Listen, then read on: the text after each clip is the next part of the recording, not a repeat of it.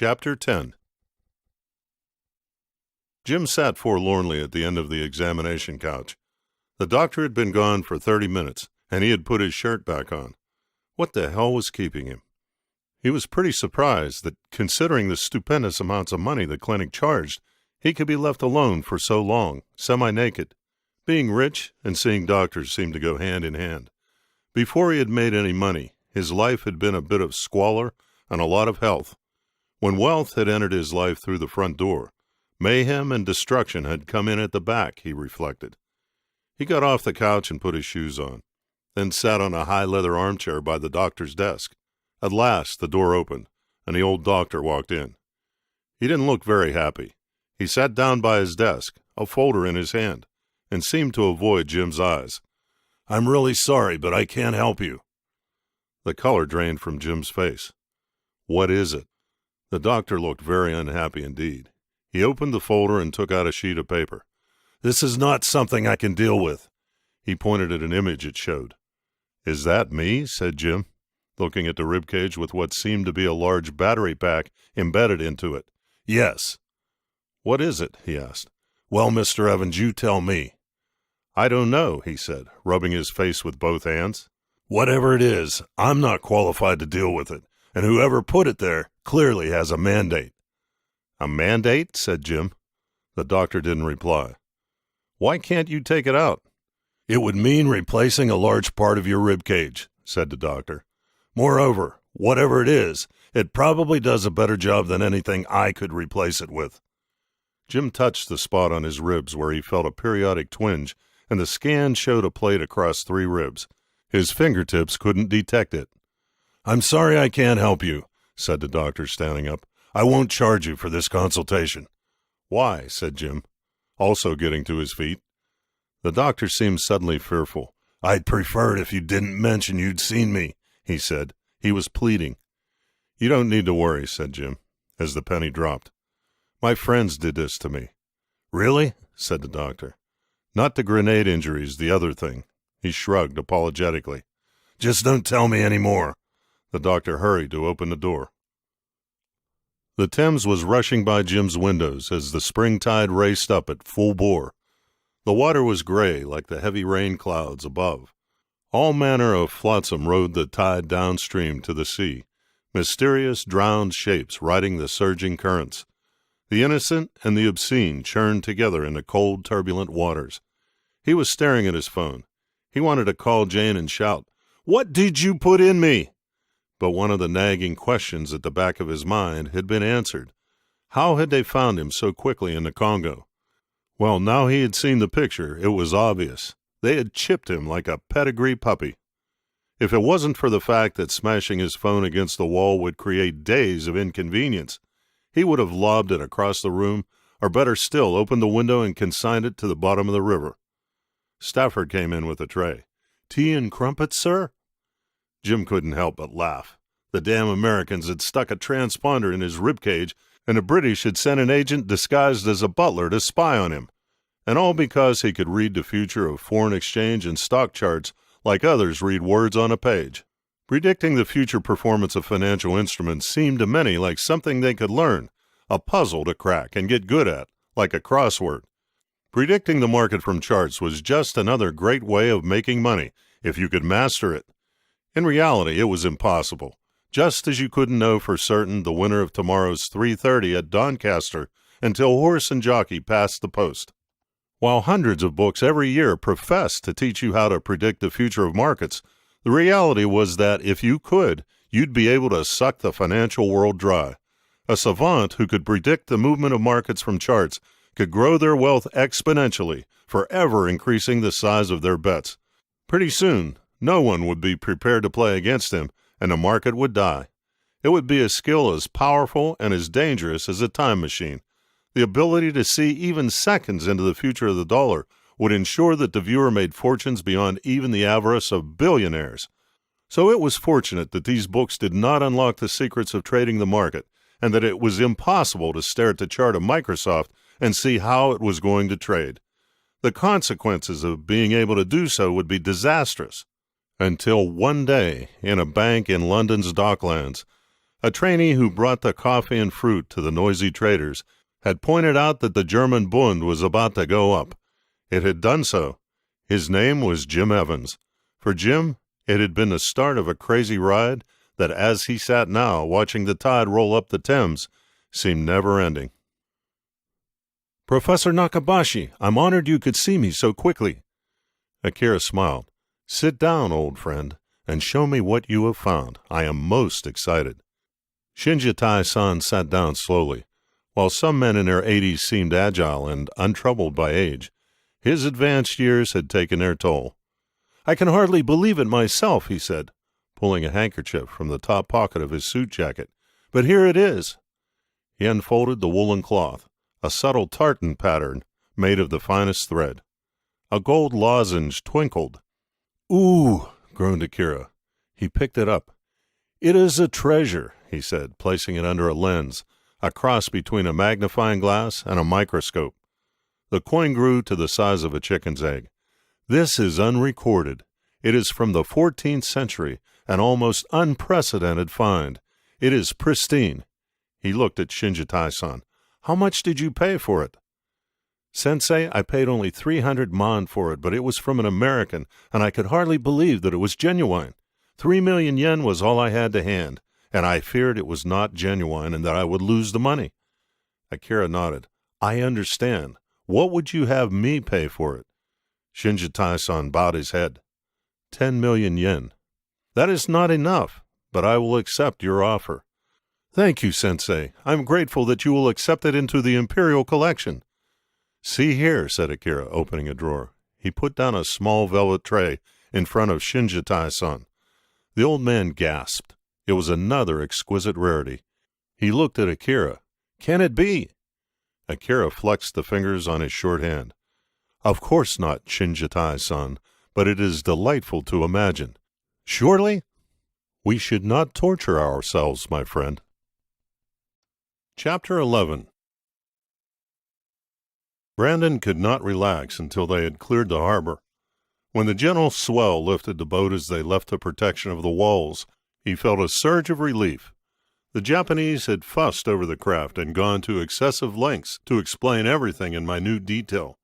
It had taken an infuriating 2 hours to get them on their way. Now that the wind was blowing in his face, and Reese had opened up the engine, he felt like a gull flying across the tips of the waves. By the afternoon, they would be on sight.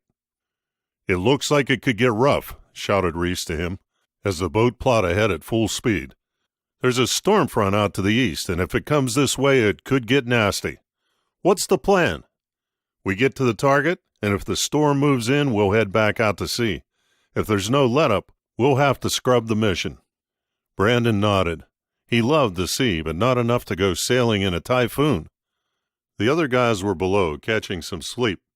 Last night had been a long one of beers that only Reese had resisted. Brandon certainly could have used some shut-eye himself, but the sea braced him like breaths of pure oxygen.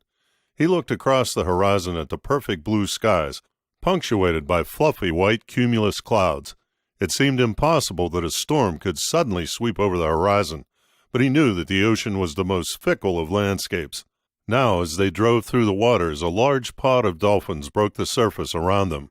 They were hunting tuna. He watched, mesmerized, for a few happy moments. When he looked up, a wall of black storm clouds had darkened the heavens. Around the boat, the dolphins were leaping, arcing, and diving in their chase. The graceful mammals filled the sea for hundreds of yards in every direction, shimmering against the black backdrop. "No wonder the old sailors were such a superstitious crew," shouted Reese over the pounding roar of the engines. "The ocean's full of omens." "Omens?" queried Brandon as he was jolted by a wave. "Dolphins are a good one, right?" "I should think so," shouted Reese, "unless you're a fish." Brandon was in his wetsuit already, and Casey and Danny were kidding up below. The wind was blowing hard, and purple-black clouds made an ugly contusion in the sky. The calm swell was now a rolling frenzy. Small, fizzing crests broke at the tip of each wave. They were about an hour away from the bay and its cove of gold. The barometer was falling fast. Reese was listening to the radio. He was scowling. Casey came up from below and looked around. crap," he stated. "We're going to go in and see if we have time for a quick dive," said Brandon, his voice raised enough for Casey to hear him. Reese had heard too. "If it gets much worse, we're going to hightail it back.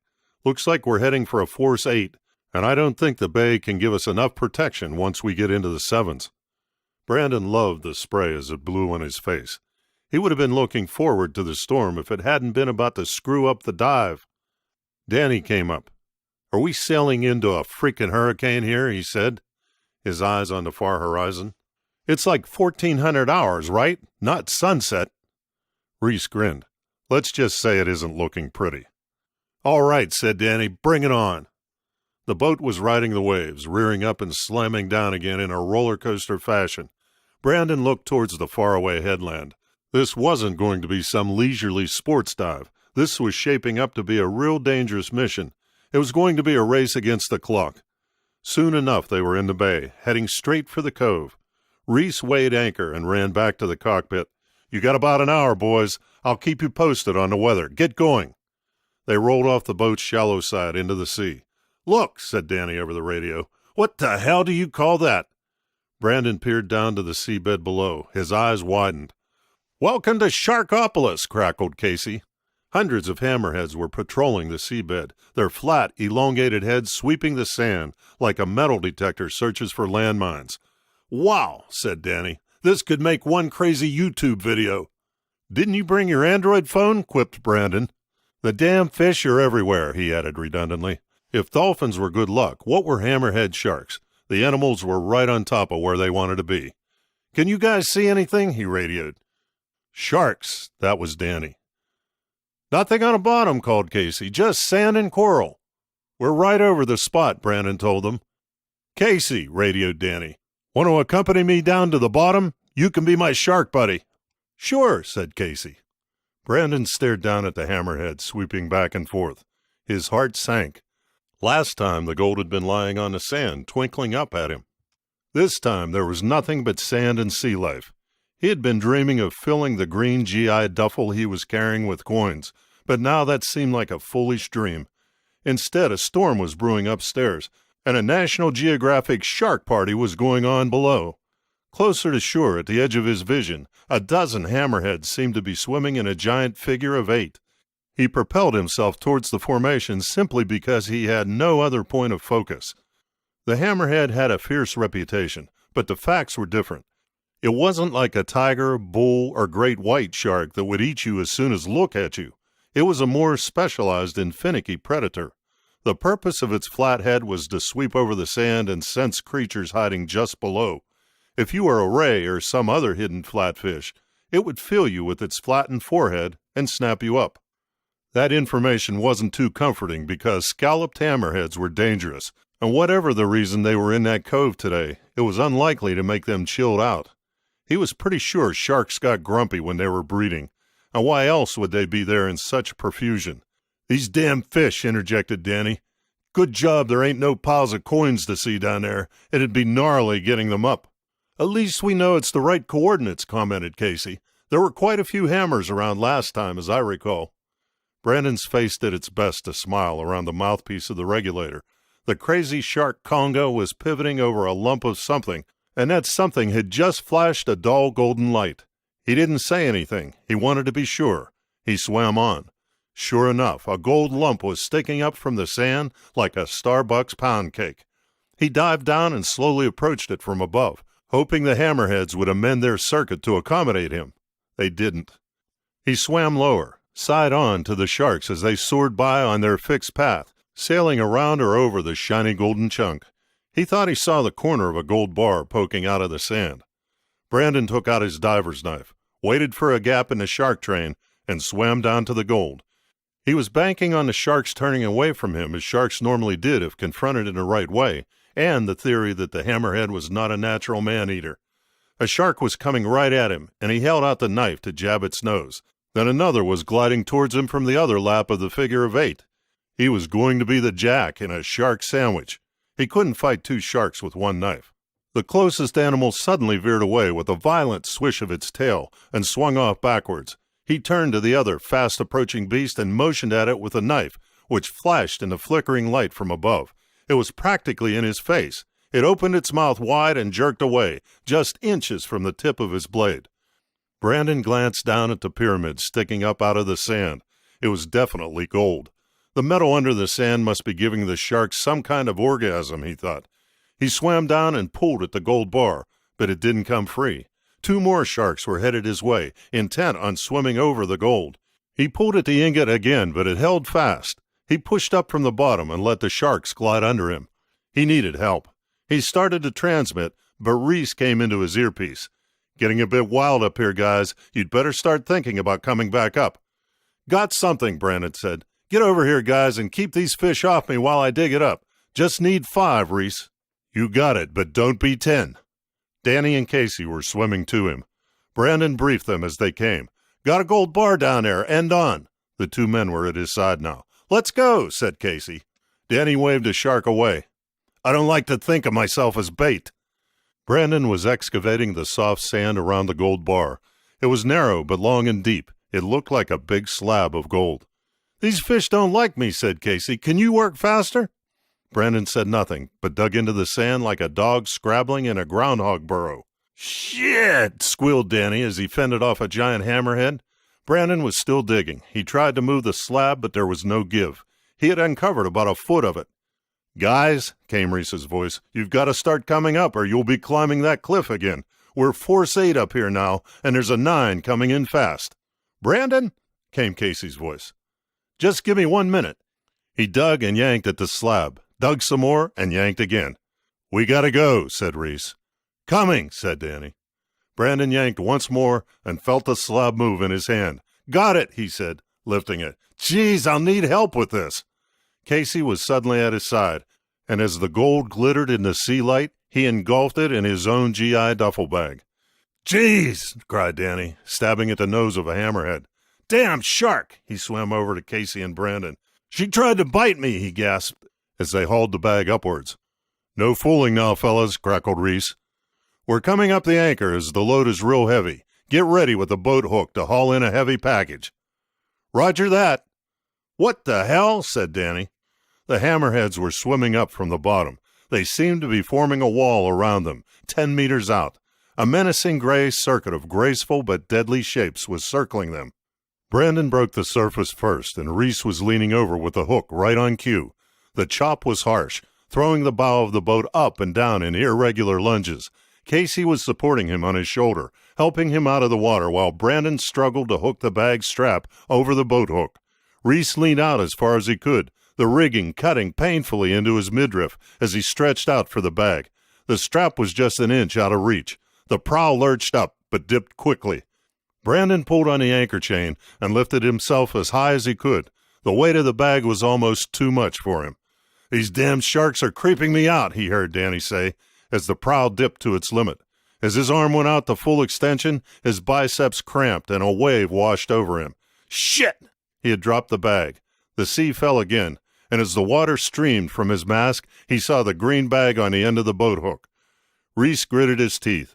The bag was almost too heavy to hold on the end of the pole at the full stretch of his right arm. The rigging dug deep into his flesh. He caught the pole with his other hand and let the duffel swing down the side of the boat as the hull bucked under the swell. With a focused effort, he applied himself to a giant heave, and the bag was on the deck. He groaned and rubbed his burning belly. The bag's contents had better be worth it. "Let's get dry," said Brandon, letting go of the anchor. "To hell with these sharks," said Danny again. "They're closing in." He was making for the dive deck at the back, which was lurching in and out of the water. "I'll cover you," said Casey, eyeing the predators circling the boat. Brandon grabbed the lip of the dive platform as he saw Danny's flippers disappear from the water. A hammerhead was coming right for him. He glanced to Casey. Another shark was heading for him. He pulled out his knife. He wasn't about to let the sharks hit his friend from both sides. Casey and Brandon were treading water back to back. "Where are you?" yelled Reese. "Shark attack!" Brandon snapped. Casey jabbed the hammerhead on the nose, and the shark swam off as Brandon waved away the other. Now Brandon could see 3 more sharks making for him. He grabbed the lip of the dive deck, grasped Casey's arm, and hauled them both in line with the long edge of the deck.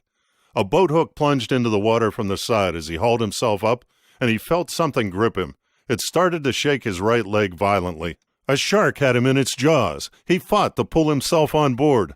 Danny grabbed him under one arm and Casey pulled the other. A hammerhead had him, yet he felt no pain, he thought dimly.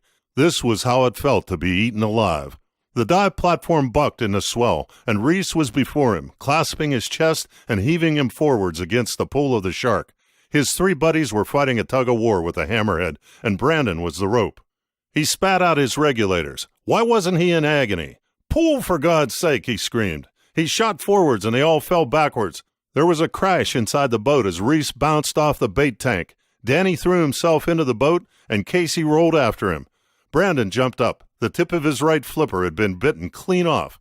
The boat rose steeply as a giant wave washed under them, and he was pitched forwards, looking down into the sea, about to fall in. He caught the side of the boat with his right hand, face angled down to the gray water. The hammerhead rose out of the water, its mouth agape. Brandon found himself staring into its red throat at the wicked white teeth. As the boat rose, tilting him ever forwards, he knew he was going to fall into those jaws. Danny yanked him back. "Don't feed the fish, man," he said.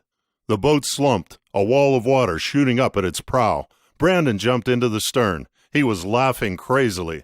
The engines were on, and the anchor was on its way up. A great storm was rising. "About time," shouted Reese, at no one in particular. "This is going to get very ugly real fast. Gotta clear the cove damn quick or we'll be on the rocks in no time." The anchor locked in, and Reese set the engines. It rolled heavily as it got underway. They took their tanks off quickly as the boat shook them about. Casey looked at Brandon's ripped flipper. "That's a keeper," he shouted above the noise of the gale. "Mighty windy," said Danny. He picked up the duffel bag and put it on the table next to the helm, where on a calm day anglers might have a lazy beer and watch others fish or dive. "Want to open the bag?" said Danny to Brandon. "You found it." "No," said Brandon, his hand shaking under the table. "You go ahead." "Okay," said Danny.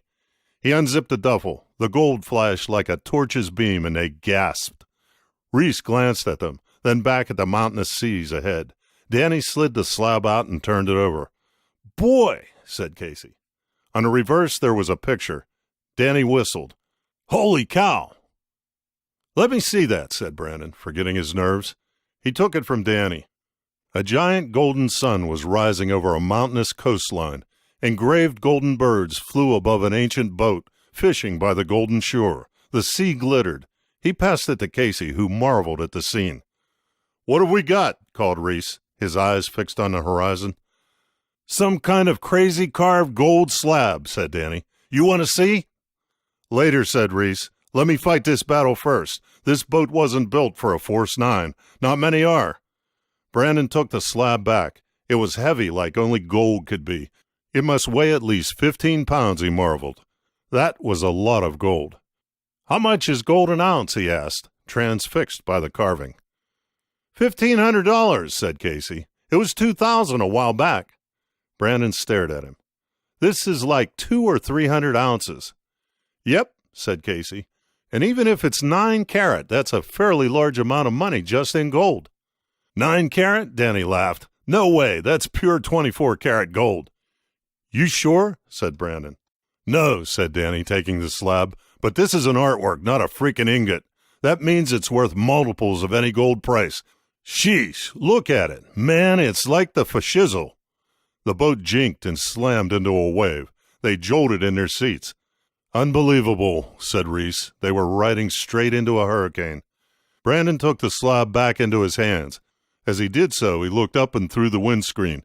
They were riding up the face of a gigantic wave. Unconsciously, he gripped the slab tighter. Danny and Casey followed his gaze. They looked back at each other in silence, then at Reese. "Hold tight!" Reese howled, and the boat corkscrewed over the crest. Chapter 12. The doctor had a gleam in his eyes. He seemed to be enjoying his patient's predicament a little too much. "You see these?" he said. "I think they're screws." Jim nodded. "Well, I suggest they're holding a plate on. See this shadow?" Jim nodded again. "I think I should take the plate out and remove what's inside, then screw it back on again." Jim was wondering how Stafford had known of Dr. Eric. It certainly hadn't been Dr. Eric's plastic surgery skills that had won him the introduction. He was a small, gray-haired man in a white coat, with an excitable, enthusiastic manner. He didn't show the shock or fear of the previous doctor.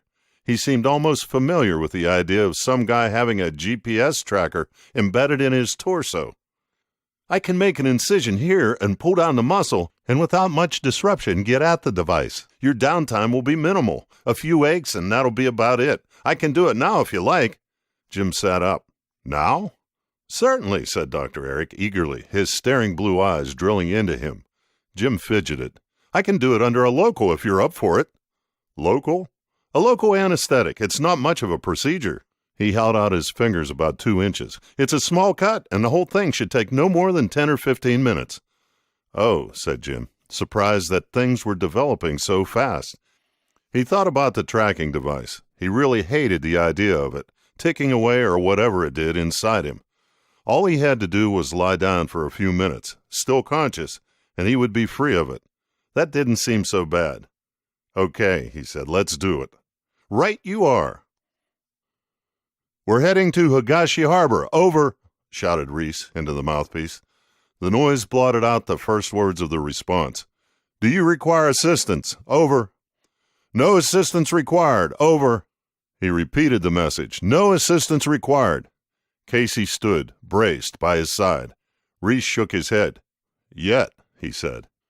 Casey had never been in such heavy seas, or not unless he was in the belly of a giant warship. A battleship could brave any seas and would barely notice a normal storm, but for them, the 6 miles to the nearest safe harbor would mean 20 miles of steaming because they could not travel across the giant waves. Instead, they had to head into them or run with them, and that meant they had to set out to sea first before they could come back to land. They sailed into the storm, climbing up and down the mountainous rollers, blown with thick foam. It was a journey into the depths of hell. Finally, Reese shouted, "I'm going to turn her now and surf us into port." "Let's go," Casey agreed. He flicked the piece of gum he was chewing out of a gap in his teeth on the right side of his mouth. He was smiling to himself again. Even though they were nothing but a piece of floating crap adrift in a tempest, he didn't doubt they would make the harbor. They just would. That was how it was with this team. If you were going to navigate in a typhoon, then Reese was about the only guy you'd want at the helm. Down below, Danny and Brandon were sleeping, Brandon hugging the gold slab as if it was some kind of teddy bear. Giant waves rose and fell, the wind howling like some demonic monster, its maw slathered with froth. Yet Reese was going to use the fishing boat like a surfboard and carve his way to shore. Not even the towering gray face of the wave that loomed beside them as they turned made him doubt his colleague's ability to pull it off. The boat bucked, shook, fell, and rose again. They slid down the smooth back slope of the giant wave, the crest marbled with foam. Reese brought the boat around as hard as it would go, slowing down and around into the trough of the swell. The boat heaved heavily to starboard and rode up, its stern facing the rising wave behind it, which gathered itself into a vertical wall. Reese let the wave catch up with him, then applied the power to face down the wave. "Check," he said. "Okay," said Casey, looking back at the wave, a stationary wall above. Reese's hand was on the throttle. He glanced forwards and to the side to make sure he had matched the speed of the wave. He would have to keep his heading and speed exact for perhaps 2 hours. "Check." "Check," said Casey, watching the steel wall rising behind them, poised and frozen above. Reese grinned up the right side of his face. The next hour or two were going to be very real. Chapter 13. They were all in the wheelhouse as they approached land. The waves were gigantic, blown up into mountains by the Force 11 gale. The sea was as white as if its steely cliffs were covered with snow. With their backs to the wind and the protection of the water wall behind them, they were sheltered from the worst of the hurricane. Reese was nudging the boat to keep it in line with the harbor entrance. Behind the lip of the next wave, he was navigating on instruments alone. They would have to surf towards the shore, past the edge of the harbor wall, then jink hard to starboard to get behind the breakwater. The closer to the outer edge of the concrete barrier they came, the better for the maneuver. The closer to the seawall they were, the more chance there was that the boat would be driven onto it. He was going to try to thread it through the eye of a needle in the midst of the typhoon. Brandon looked at the radar and its map overlay. Reese was cutting it close.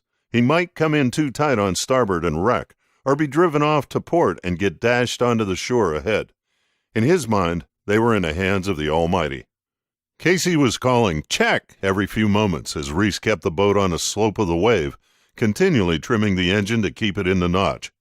Danny was looking out of the windscreen, through the water that the wipers struggled to clear.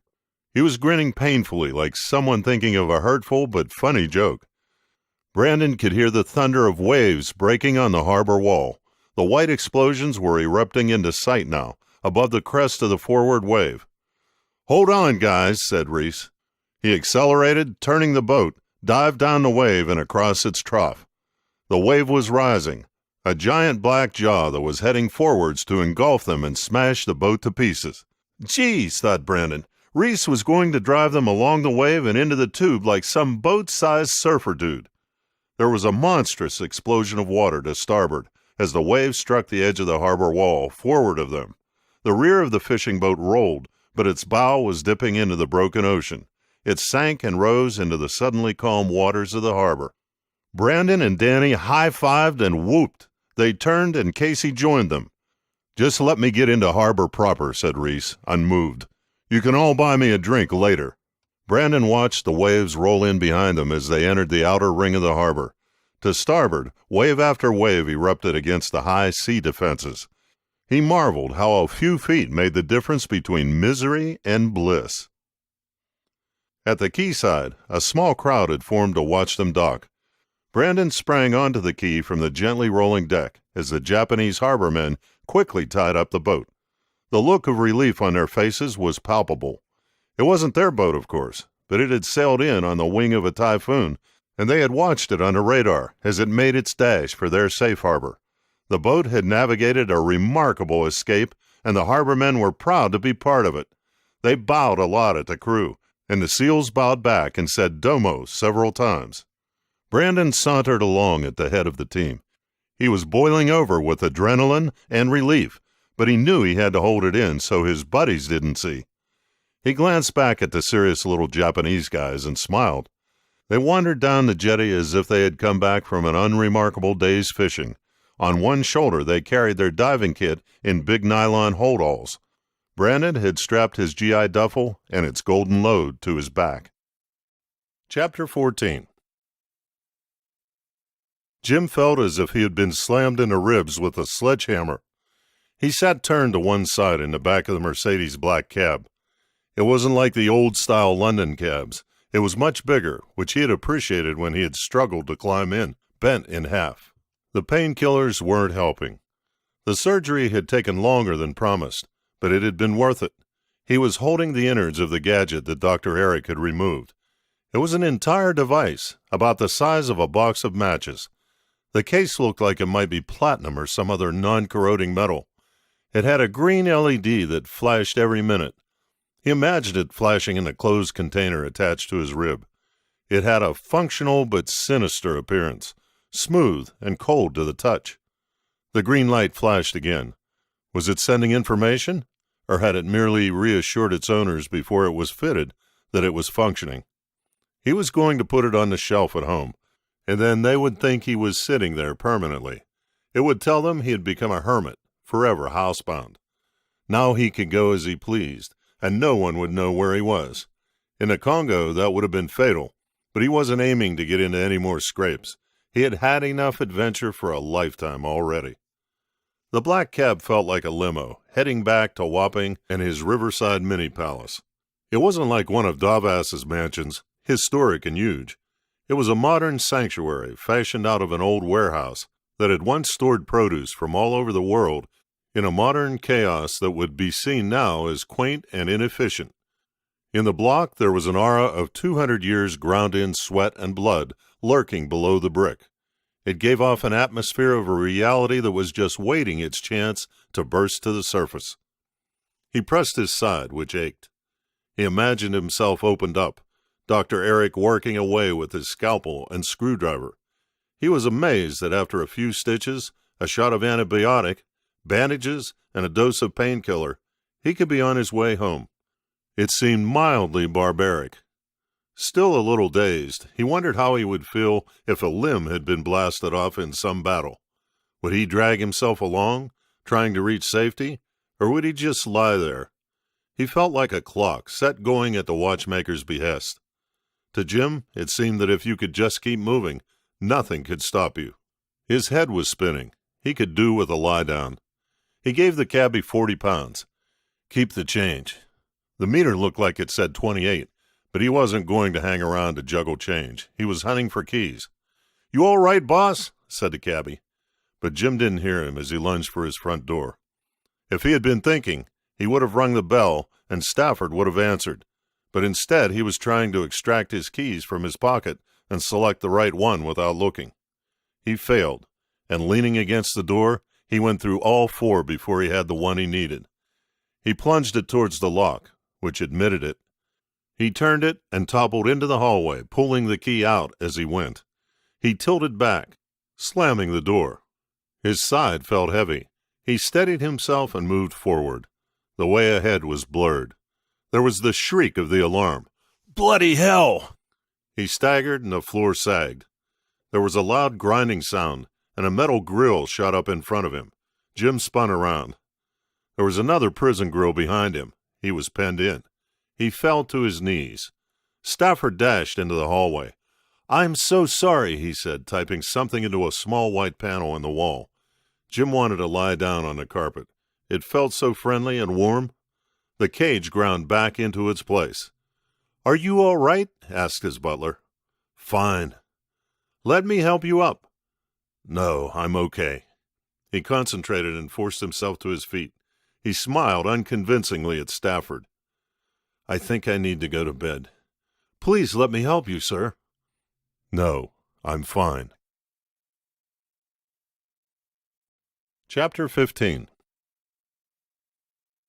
They looked at each other silently over their beers. There was a furious amount of telepathy going down. I can read you like a book, said Danny, finally to Reese. But there are so many words I don't understand. Reese produced his lopsided smirk. He let out a groan. So, you want to hear what I think? They agreed that they did, silently. Reese scratched the back of his head, where his right trapezium met the short hair covering his shaven cranium. Okay, I think I should take this back to Tokyo and see what reaction I get. Thoughts? Brandon didn't want to cast any doubt, but he asked anyway. Do you think a store can pay like hundreds of thousands of dollars for the slab? Reese nodded approval. Good question. I don't know. Those guys paid over 50 G's like it was small change, but I have no idea about more. Take it abroad, said Casey. Cowboy, said Danny. Nice idea, but we might be trafficking like antiquities. That would be serious.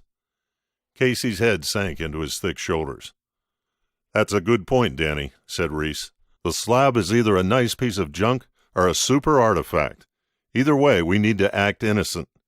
I reckon I take it to the old man in the first place I went and see what he says. Reese was imagining him writing a number. The offer was big, but somehow not so big as to bring the roof crashing in. Maybe we should just hand it over, said Brandon. The 3 looked at him. What if it's worth $1 million, said Danny. Would you hand it over then? It might be the right thing to do. Yep, said Reese, but let me go to Tokyo and see first. Okay. Reese stood at the antique shop door. Nothing had changed since he was there a few weeks back, except that a cigarette stub had blown into the corner of the step. It seemed wrong, so he bent down, picked it up, and put it in his pocket. He would throw it away later. He pulled the door open and went in, ducking under the flagged lintel. The old man came out from behind the beaded curtain and smiled in recognition. This time Reese paid more attention to the cabinets as he passed them. There were swords and armor of every era, and he realized that many of the artifacts on display must be far more ancient and precious than he had previously thought. Some items were centuries older than the United States. They had belonged to generations long lost and forgotten, atoms from the past that had somehow survived while everything else had perished. When he was gone, in a few short years, no one would remember him. Nothing would be left. He would be absorbed into the dirt. Yet here, there were fragments of a momentous past, preserved like chicken legs in a freezer. He felt his stomach flutter and the GI duffel sag on his shoulder. He took a deep breath. He felt like a kid on his first date. "Hi," he said. "Hi," said the shopkeeper, smiling and bowing. Reese sat down in a little chair before the desk and dropped the bag gently to the floor. He unzipped it and lifted the heavy slab onto the counter. "Please," he said. The shopkeeper gasped in an unsettling way at the sight of it. The old man's mouth was open. He began to nod fast. "May I?" he said, opening his palms to Reese. "Sure," said Reese. The old man ran his hand over the decorated face. He looked up at Reese in what seemed to be shock.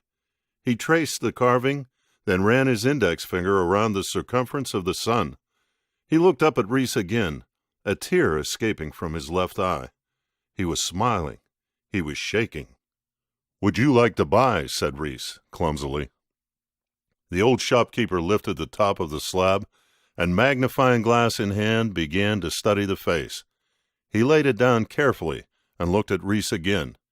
He dropped the magnifying glass and stared up at the ceiling as if in thought. He made a throaty gurgling sound. His forehead was suddenly covered with sweat. The color drained from his face, which faded from pink to white to gray to green. He turned in his seat and pitched stiffly from his stool onto the floor. "Geez," said Reese, jumping up. He vaulted the counter. He pressed his finger into the old man's neck. There was a pulse. The bead curtain moved. The little old lady hobbled over as fast as she could and looked anxiously down at them. "Amburansu," he said. "Hayu, Kayu, Dayo." The old man was breathing okay. Reese loosened his belt and put the embroidered cushion from the chair under his head. The old lady was still gazing mournfully at her husband. "Ambulance? Amburansu?" he asked. She nodded. "A superin?" he said. "Misu." She disappeared and came back with a glass of fizzing water. He sipped it quickly. It tasted of disprin. He fed it to the old man, who was mumbling as he drank it, his eyes closed, his lips quivering. Aspirin would help a little. Reese monitored the old man's pulse as he fed him the last of the drink. He seemed to be stable. He looked up at the old lady. "He's going to be okay," he said. "Yoroshi." There were sirens. He stood up, vaulted the counter, and put the slab back into the duffel bag. He ran to the door and let the paramedics in, then led them to the old man behind the counter. He put his hand over his own heart. "Heart attack," he said. "Tokan." The paramedics smiled in acknowledgement and went to work. Reese grabbed the duffel bag. Time to scoot. Chapter 16. Jim looked at his email. He was waiting for a message from Jane. It didn't matter how much he hoped or waited. It never arrived early enough to keep him happy. It was like food to a starving man. She doled out scraps to just below the required calorie count needed to keep him healthy. Didn't she know he was waiting on every little word from her? Did she do it on purpose? Was she just too busy for him? Was some hunky super agent lavishing attention on her?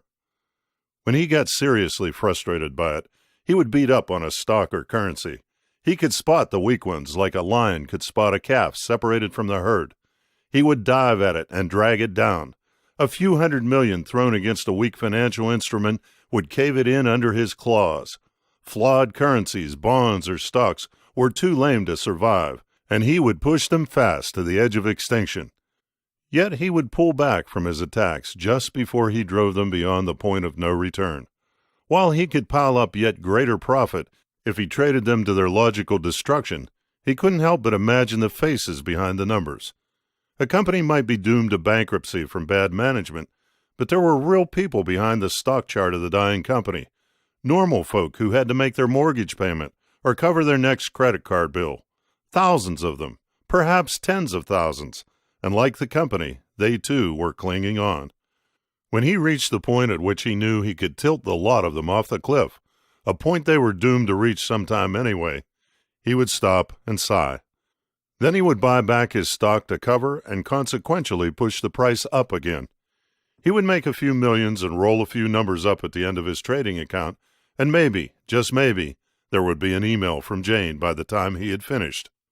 If he could go back a few years, he would be energized by the fear of failure, motivated by the fight to hold on to his tenuous position. Now that was gone, and he was floating in a void of wealth, a shallow but dense pool of anesthetic. Stafford brought him a round of toasted Marmite slices and a cup of sugary tea. Why couldn't she just SMS him hello? Chapter 17. The little Japanese bar had become their personal haunt. Reese looked at his men. There's no way we can fence this in Tokyo. This slab is worth way more than the coins, and those antique stores can't write that sort of check. He could see the old man's eyes rolling back in his head and his complexion turning from healthy red to a deathly pallor. On top of that, we don't know the laws here, and fishing up a valuable antiquity might just get us sunk. We've got to take this thing abroad. They all nodded. So, Danny, you look like the one to go, he continued. Hey, said Danny. He grinned nervously. But where? Home is too hot, said Casey. We don't want to shit in our own backyard. Right, said Reese. New York would be cool, but if we got busted, it would be game over. That leaves London as far as I can see. Anyone got a better idea? Hong Kong? Brandon suggested. No one responded, which meant they thought no. So, we'll go to London, England, said Reese. Londonshire, said Danny. I like it. Good job. I got our furlough reassigned, said Reese, because meanwhile we'll go back and keep looking for more of those coins while Danny's out in England. Agreed, said Casey. You've drawn up a plan of attack, said Danny. Sure, said Reese. So what's the thing worth? Asked Danny for the 100th time. Reese gestured at Brandon. What do you think? $1 million, said Brandon. More, said Danny. How much more? Said Casey. A hell of a lot more, said Danny. $1 million or more, said Reese, smiling. Danny tittered. Reese, you sure you don't want to go yourself? Wish I could, he said. But after that typhoon, I want to be behind the wheel again on our next trip. Okay, said Danny, but don't blame me if I get more than $1 million for it. We don't do blame, said Reese. Danny was happy to stretch his legs. Getting a jump seat on a military transport was not a luxury experience. The seats were made for skinny airmen, not bulky Marines like him. Mildenhall was some kind of field in England, and outside it looked like a normal day in Maine. He wasn't a fan of green and rainy. He liked it hot and brown like his hometown, Austin, Texas. He was going to have to get some freaking train to London, but for now he was nervous about clearing the base with a duffel full of ancient gold. He didn't have much to worry about. As a SEAL, he was pretty much royalty, and there was a lot of smiling and nodding as they stamped his papers. For Danny, respect was about the best thing in the world. It was why he had qualified as a doctor. He hadn't expected to be a medic, but that was what it had taken for him to become a SEAL, so he had forced himself through the training. It was so much harder than the running and lifting, but to get the respect he craved, he'd had to heave his brain through that course in the same way that he'd had to haul his body up and down hills and through water. It hurt his brain to learn more than it hurt his body to struggle, but he told himself it was just another ache in another muscle, a muscle that had never been his strongest. He liked his brain pumped up. Although he didn't use it as a first reflex, he knew it had grown strong. His little guy was in charge, a younger self that pulled on 3 levers, his mind, his body, and his emotions. The little guy had the last word, and always had since the day the dog had attacked his little sister. They had been walking down a back alley near home when a dog had jumped a fence and gone for them. It was some kind of pit bull thing, a giant beast to him and the little girl. It had grabbed her face and pushed her to the ground. He had grabbed it by the balls and yanked them as hard as he could. It had turned on him. As it had lunged, its fangs a perfect white, something had gelled inside his soul. The dog had grabbed his arm and pulled him to the ground. He had stuck his thumb into its right eye and pushed until it came out of its socket as the dog shook him. The dog shuddered, but shook him harder. The pit bull was going to tear his arm off. He pulled his thumb out of the bloody socket and shifted his grip to press hard on the other eye. The dog let go and sprang back. It yowled, spun backwards, and ran a few paces. It stopped, blood running down its muzzle, its right eye hanging gorily. Danny had jumped up and run to his sister, who sat stunned, her face covered with blood, her cheek torn. He pulled her up and grabbed her around the waist. "Fire!" he had screamed. "Fire!" Everyone said people would come to a fire, but not a murder. He knew no one would come to a crazed dog attack. "Fire!" he cried, and soon they came. From that moment on, the little boy who had fought the dog had taken his place on the bench. He was the manager who called the shots. Danny sat on the British equivalent of a Greyhound bus to London. He looked out at all the little fields. It was rather like Japan, small and neat. There was something kind of cute about the landscape. It was strangely model-like. The people in the country seemed to have reached an agreement to share in a friendly way too small a space to live comfortably. Through it all, a skinny freeway wove towards the city. London was meant to be foggy and have soldiers in red there. They always teased the Brits about the London fog, and the Brits laughed and teased them back about the dollar being 3 to the pound. That was good because $3 to the pound for the gold brick would be great.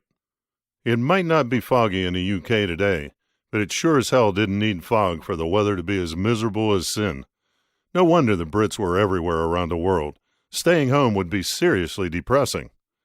Right now the guys would be out to sea again, sailing to the bay to look for more gold. If he wasn't so tired, he'd be jigging in his bus seat like a child on his way to the fair. Instead, jet-lagged, he was just awake. Tomorrow there was an auction at Christie's of antiquities. He was going to sit in on it and see if anything made sense to him.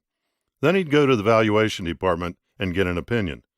An over-muscular grin spread across his face. Time was passing way too slowly for his liking. At the hotel, he would stay in until the next day. He was not going out and risking anything.